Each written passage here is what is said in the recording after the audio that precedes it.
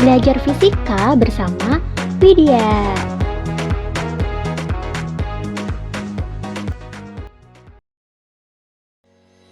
Assalamualaikum warahmatullahi wabarakatuh. Halo semuanya, apa kabar? Semoga kita selalu dalam keadaan yang sehat ya. Ada pepatah yang mengatakan, jika tak kenal maka tak akan sayang. Maka dari itu, kita harus kenalan dulu ya. Perkenalkan, nama saya Widya Paramita. Pada video kali ini, saya akan membahas mengenai salah satu materi fisika. Apa itu? Materi yang akan kita bahas adalah mengenai cara perpindahan kalor. Peristiwa perubahan suhu dan perubahan wujud zat akibat dari perpindahan kalor dapat kita temui dalam kehidupan sehari-hari. Tapi sebelum itu, kita harus tahu dulu, apa itu kalor? Kalor merupakan salah satu bentuk energi, atau bisa kita sebut kalor merupakan energi panas yang berpindah dari benda yang bersuhu tinggi ke benda yang bersuhu lebih rendah. Sebelumnya, kalor kita anggap sebagai suatu zat. Jika kalor kita anggap menjadi suatu zat, maka kalor tersebut harus memiliki massa. Karena pada umumnya, suatu zat pasti memiliki massa. Namun pada kenyataannya, kalor tidak memiliki massa. Jadi dapat kita simpulkan bahwa kalor bukan suatu zat. Pernahkah kalian merasakan panas ketika kalian jalan di siang hari? Pernahkah kalian merasakan tutup panci yang menjadi panas ketika digunakan untuk memasak? Pernahkah kalian melihat gerakan naik dan turun dari balon udara? Nah, itu semua merupakan bukti bahwa adanya perpindahan kalor. Perpindahan kalor terdapat 3 cara, yaitu konduksi, konveksi, dan radiasi. Pertama, kita akan membahas mengenai perpindahan kalor secara konduksi. Apa itu konduksi? Konduksi adalah perpindahan panas melalui zat padat yang tidak mengalami perpindahan. Artinya, perpindahan kalor pada suatu zat tersebut tidak disertai dengan perpindahan partikel-partikelnya. Bisa kita lihat, jika ujung logam dipanaskan, maka ujung logam yang lainnya lama-kelamaan akan terasa panas juga. Hal tersebut disebabkan karena molekulnya saling terhubung. Maka panas atau kalornya berpindah dari suhu yang lebih tinggi ke suhu yang lebih rendah. Itulah mengapa logam yang dipanaskan di satu sisi lama-kelamaan, sisi yang lainnya akan terasa panas juga. Pada kenyataannya, zat yang mudah menghantarkan panas dari satu sisi ke sisi lainnya disebut dengan konduktor. Sedangkan zat yang sukar menghantarkan panas dari satu sisi ke sisi lainnya disebut dengan isolator. Contoh lainnya yang ada di dalam kehidupan kita sehari-hari adalah knalpot motor menjadi panas saat mesin dinyalakan, mentega yang dipanaskan di wajan menjadi meleleh karena panas, serta tutup panci menjadi panas saat dipakai untuk menutup rebusan air. Nah, itu semua merupakan contoh dari perpindahan kalor secara konduksi. Berikut merupakan rumus perpindahan kalor secara konduksi, yaitu H sama dengan Ka delta T per L.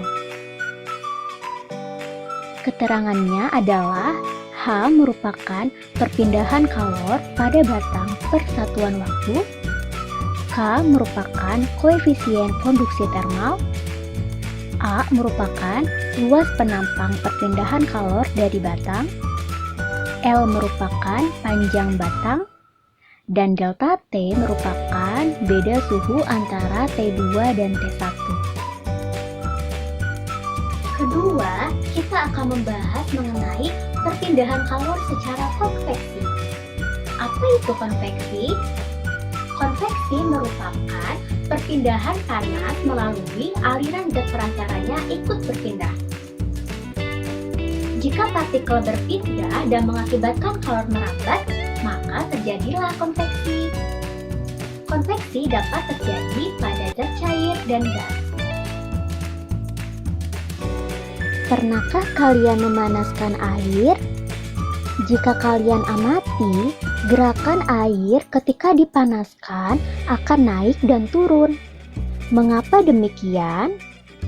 Peristiwa tersebut terjadi karena adanya perbedaan massa jenis. Akibat panas, massa jenis zat akan berkurang dan partikel-partikelnya akan cenderung mengalir ke atas. Sebaliknya, partikel-partikel yang memiliki massa jenis yang lebih besar, yaitu yang suhunya lebih rendah, akan mengalir ke bawah. Demikian seterusnya, hingga air di dalam panci akan berputar terus, naik dan turun. Adapun kalor dari panci ke air berpindah secara konduksi. Aliran kalor pada air yang terdapat di dalam panci karena adanya perbedaan massa disebut dengan konveksi alamiah. Contoh lainnya yang ada di dalam kehidupan sehari-hari adalah gerakan balon udara serta terjadinya angin darat dan angin laut. Itu semua merupakan contoh dari perpindahan kalor secara konveksi. Berikut merupakan rumus perpindahan kalor secara konveksi, yaitu H sama dengan HA delta T. Keterangannya adalah H itu merupakan kalor yang merambat persatuan waktu. Lalu ada H kecil, itu merupakan koefisien konveksi termal. Lalu ada A, itu merupakan luas penampang. Dan delta T merupakan beda suhu antara T2 dan T1. Ketiga, kita akan membahas mengenai perpindahan kalor secara radiasi. Apa itu radiasi? Radiasi merupakan perpindahan kalor dalam bentuk gelombang elektromagnetik. Pada radiasi, kalor merambat tanpa membutuhkan zat perantara. Radiasi dapat berlangsung dalam ruang hampa. Pernahkah kalian menjemur baju di bawah terik matahari? Nah, baju yang kering karena dijemur di bawah sinar matahari menandakan adanya radiasi. Panas matahari yang kita rasakan itu merupakan bentuk adanya perpindahan panas secara radiasi karena antara matahari dan bumi tidak ada media penghantar panas. Karena di luar angkasa itu ruang hampa, jadi panas bergerak berupa gelombang elektromagnetik yang dapat bergerak tanpa perantara. Contoh radiasi lainnya yang ada di dalam kehidupan kita sehari-hari adalah panas matahari sampai ke bumi walau melalui ruang hampa, serta tubuh terasa hangat saat berada di dekat api unggun.